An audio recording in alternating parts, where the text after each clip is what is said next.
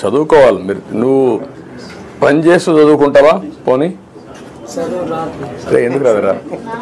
మాకు మేమంతా వచ్చి చదువుకున్నావా? ఇష్టపడి చదువుకున్నాం. నీకు కష్టపడుతున్నావు. నువ్వు చదువు రాదని ముందే చెప్పేస్తున్నావు. నువ్వు చదువు రాదంటే రాదు, వస్తుందంటే వస్తుంది. రాదని మనసులో పడకూడదు. ఇష్టపడి ఏ పని చేసినా నీకు కలిసి వస్తుంది. ముందు నీ మీద నీకు నమ్మకం ఉండాలి.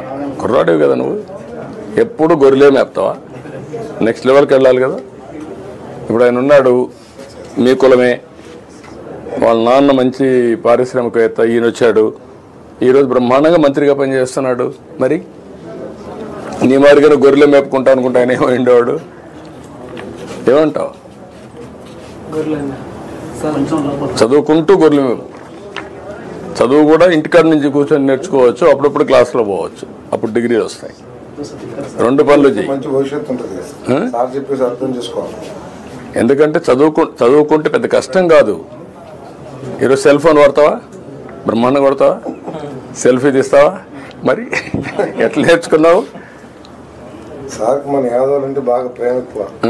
ఎందుకంటే మీరు బీసీలంతా మీ ఊరంతా ఓట్లు వేస్తారు. నాకు ఎప్పుడు వేసారా? ఎప్పుడూ వేస్తారు. తెలుగుదేశం అంటే మీకు అభిమానం, అందుకే మిమ్మల్ని పైకి తేవాలని నేను.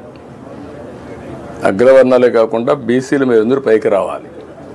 దానికోసమే నేను ప్రత్యేకమైన శ్రద్ధ పెడుతున్నాను.